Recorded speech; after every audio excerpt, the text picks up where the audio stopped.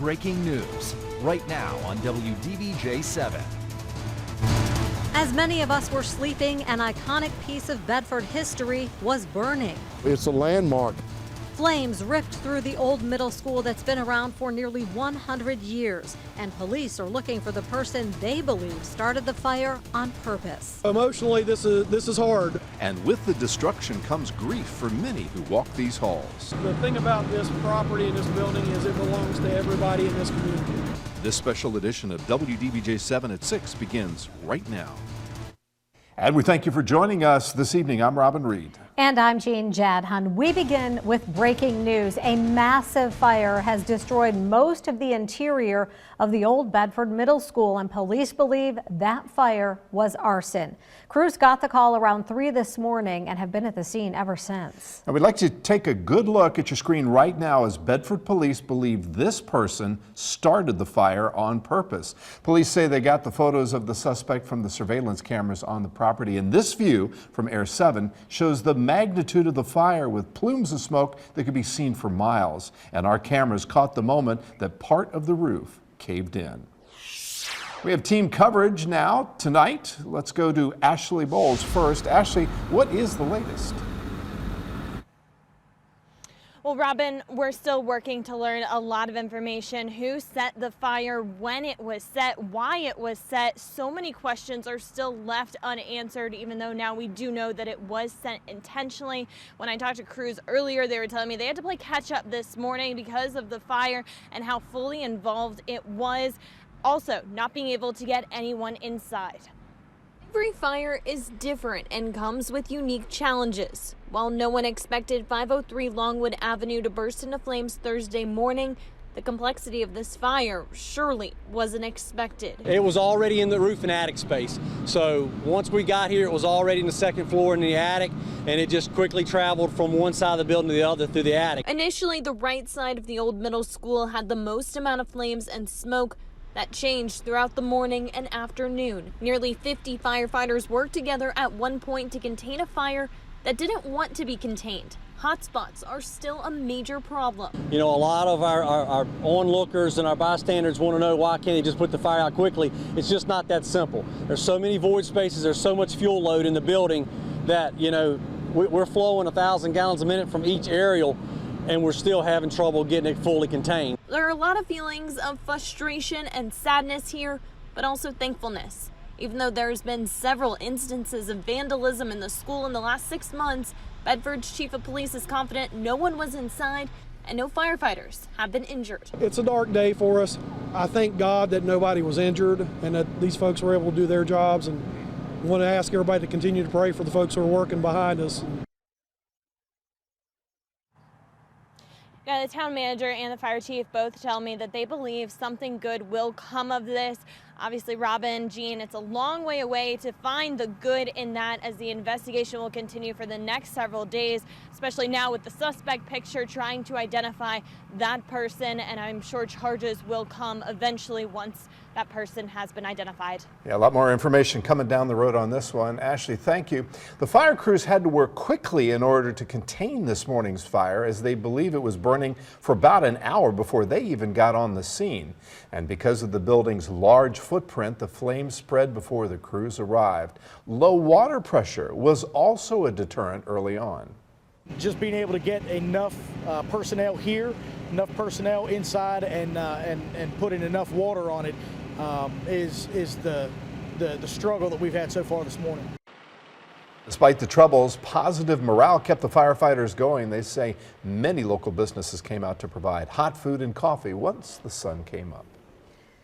Flames that consumed the old school this morning wiped away decades of history. WDBJ7's Tim Saunders is live with that part of the story. Tim, virtually everyone in Bedford has some connection to that building, including you, actually. Jean, 3 generations of my family attended school here, including myself, as you mentioned. Just about everyone alive around Bedford either went to this school or has a family member or a friend who attended classes here. Whether this was your high school or your elementary or middle school, generations of Bedford residents have strong connections to this building. The 1929 edition of Bedford High School's yearbook features a photograph of what was then a brand new building. For more than 90 years, the brick structure with Greek columns sat atop a hill at the corner of Longwood Avenue and Peak Street, occupying a prominent place in the lives of Bedford's people. You know, this morning I compared the loss of this school to the loss of Notre Dame in Paris. That's what it meant to people in Bedford. Fittingly, Rush says, a portrait of Notre Dame was one of the few items recovered from the school unharmed. Much like what happened to the French cathedral, the fire that destroyed Bedford's school wiped away some of its most iconic elements, like its cupola.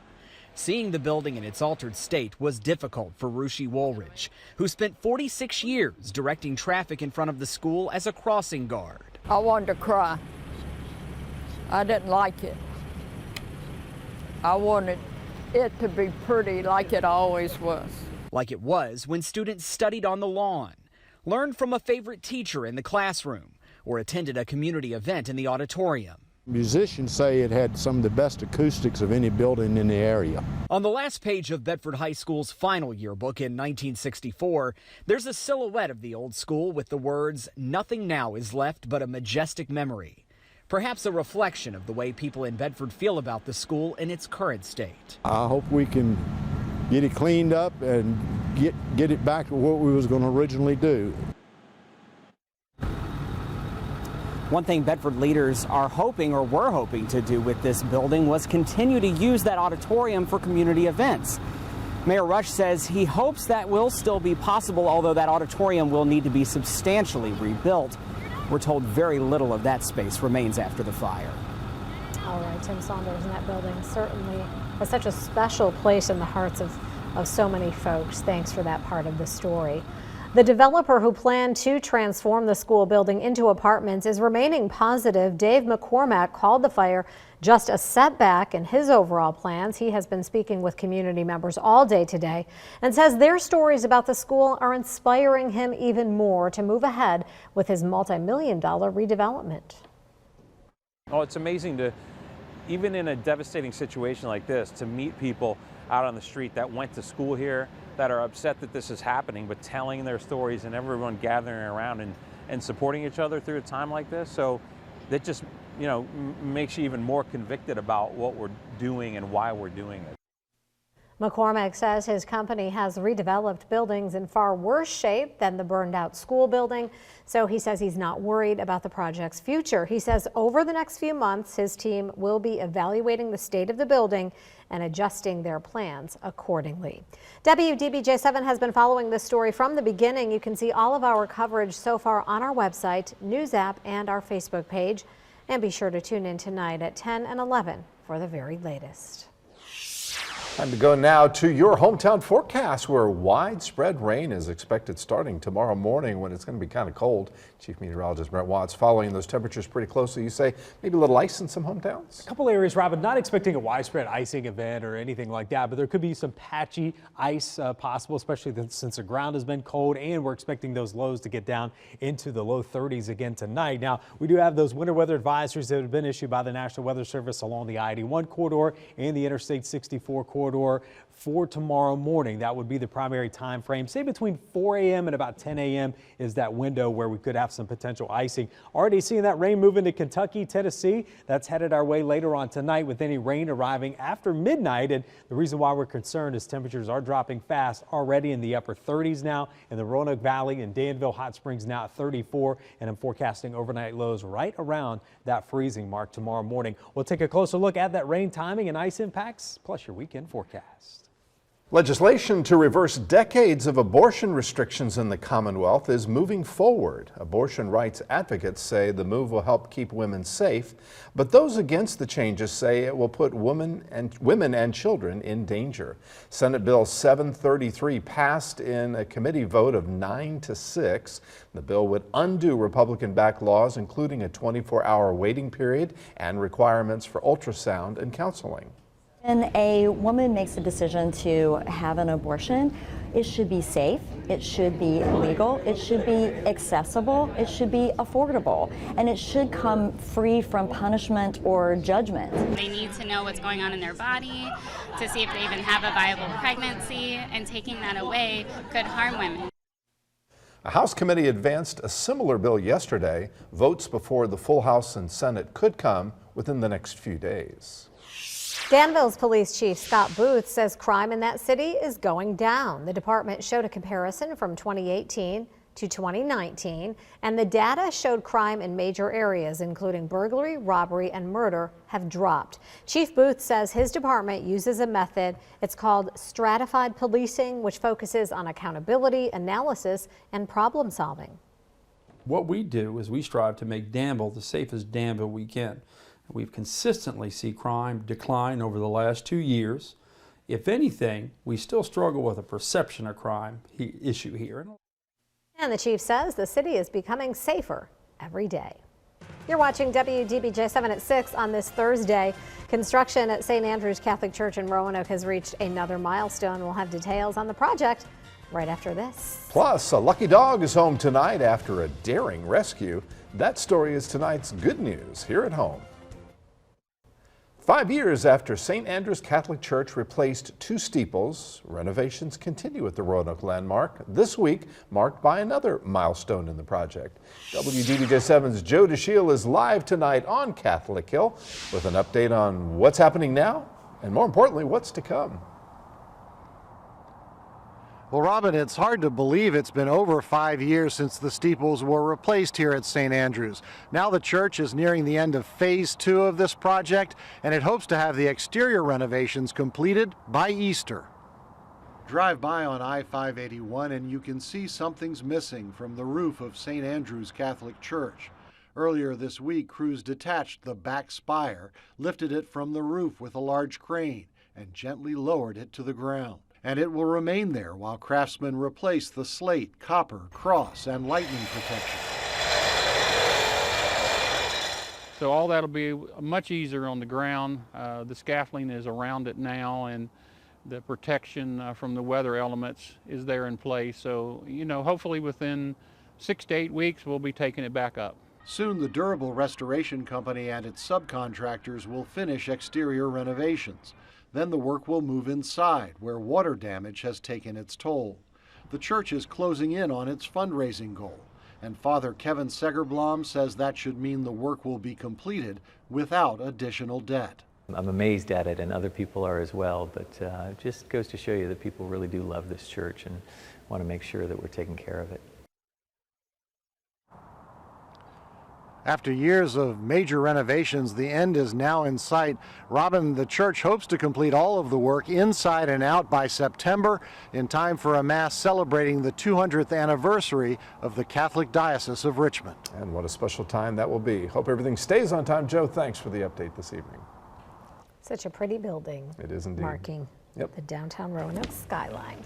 Time now to talk about the weather. Brent says rain is coming our way. Hi, Brent. Hi there. Yes, that dry weather probably helped over the past couple of days for any outdoor activities, but tomorrow's a different story. That rain moves in. Thankfully, it's not going to be quite as cold when you step out the door tomorrow morning. Today got into the 20s, highs in the 40s. We're back with the timing of that rain and any icy impacts after the break. Now from the Berglund Automotive Weather Center, here's your hometown forecast. Giving you that bird's eye view of the cloud transformation early on this morning. Clouds have quickly moved in, and now we're waiting on that rain to head our way. Quite a bit of that now across Kentucky, Tennessee, all the way into the Ohio Valley, stretching down into the Gulf Coast, and that is where that rain source is, with a lot of that water making its way into the system. So there's going to be plenty of that to be had tomorrow. Moving on in here very late tonight, between say midnight and about 4 or 5 in the morning from the southwest. Now we may have a couple areas of spotty drizzle, especially as we head along the southern spine of the Blue Ridge down into the mountains of North Carolina, where some of those showers may make it in before midnight. But overall, we're expecting that rain to begin to move in late tonight. The problem is that some of these temperatures could get close to the freezing mark, and if we do, we could have some spotty icing tomorrow. Now, I'm not expecting anything widespread, but certainly you have to watch out for that during the morning commute. Leo's going to be on tomorrow morning, and we'll have the latest for you on all the details of that and let you know about any spots to watch out for, problem areas. But tomorrow, quickly warming up above freezing as the morning goes on. By lunchtime, everybody's just got a cold rain, and that's going to settle in through the day. So it's going to be a wet morning commute, wet afternoon commute. The kids are going to be coming home in the rain too, and some of that rain could even be heavier at times as we get into tomorrow evening. Notice tomorrow morning sunrise, a couple little icy spots there. Again, the model trying to depict where that could be, but to be quite honest, it's all going to be about very localized areas, locations. So by the late morning, soggy conditions. You'll need that umbrella for lunchtime if you're going out. By the time we get into 5 or 6 tomorrow, that front begins to move on through. It gets quite blustery, and we could have some pockets of very heavy rain too on your commute home tomorrow. That lingers until about midnight, and between midnight and 3 a.m. that rain exits, and then we have skies that will gradually start to clear out during the day Saturday, along with blustery conditions. So when you wake up Saturday morning, that rain will be out of here. Now this will be a soaker, 1 to 2 inch rainfall totals with that. Could see a little over 2 inches along the southern spine of the Blue Ridge. Could that be enough to cause some flooding? Possibility. We could see some rises along those creeks and streams, but the main thing is when the rain gets heaviest, we'll have to watch out for some of those poor drainage areas. By the afternoon, highs top out in the upper 30s to low 40s, and Saturday and Sunday remain breezy, highs in the mid 40s, but it will be dry Monday, Tuesday, and Wednesday. Partly to mostly sunny with highs in the upper 40s to low 50s. And as we head towards the middle to end of next week, we'll start to see a cool down along with a return chance of showers. In tonight's good news here at home, a dog is back home with its owners after a scary fall through the ice. Galax police got the call on Tuesday. The dog had fallen through the ice in Chestnut Creek. There you can see the dog out there. Now this is near the border between Galax and Carroll County. A Galax sergeant got his personal kayak and went to the scene, and he rescued that dog. The pooch was taken to the vet for treatment. I love happy endings. If you have some good news you want to share, send us your ideas. You can email us news@wdbj7.com or call the newsroom. Liberty heads to North Florida tonight, the site of the Flames' last conference loss. We'll hear from head coach Richie McKay and his team next in sports. Now at the Toyota Sports Desk, here's WDBJ7's Travis Wells. The Liberty Flames begin a 2-game trip to Florida tonight in Jacksonville against North Florida, and Richie McKay's team could get a stern test from the Ospreys. Liberty, though, has proven to be one of the most versatile teams in the Atlantic Sun Conference, if not the country. Coach McKay's 8-man rotation has certainly paid dividends in his team's 19-1 record. Those 8 are, I think they're really good players. Like, I haven't seen every team in our league, but I think they would have a chance to start for every team in our league. So I feel like we have a little bit of a competitive advantage being able to go so deep in our bench. But the beauty of that is how connected and how well they play together. We don't care who scores any night. That doesn't care who gets going any night. Anybody can do it, and you've seen that throughout the weeks that we played. But I think that has something to do with the guys' confidence and us getting our reps in the gym and every day. The Braillard Dogs face a road swing to Huntsville and Pensacola this weekend to face 2 of the SPHL's better teams. Roanoke is currently 9th out of 10 teams in the standings, but just 2 points out of 7th. And the Dogs have certainly been more competitive of late, thanks in part to goaltender Henry Deal. I think that before I got here, the boys were losing a lot of close games when they were losing, and just a little bit of energy, a little bit of puck luck, and pucks are starting to bounce our way. And that's your look at sports. We're back right after this. You know, it's Yes. January, and it's late January. Yes. He's about to show us a radar picture that could look a lot different with just a few degrees difference. I know. This is a Rain missed- or snow? Total missed opportunity for a big snowstorm. That's what I'm seeing, but it is going to look be at that thing. in the form of rain. It's going to be way too warm to get any kind of snow, but I will tell you that it could be 1 or 2 snowflakes flying early in the morning. Same thing with some freezing rain potential in the deeper valleys, but really honestly I'm expecting cold rain to develop during the morning, spotty icing before 10 a.m. and I do mean very, very isolated. Rain continues through the evening, could be even heavy at times with gusty winds by this time tomorrow. Well, all right. That's just about everything in one forecast. That is. All right. We want to hope you have a great evening. Thanks for watching. Good night. Good night.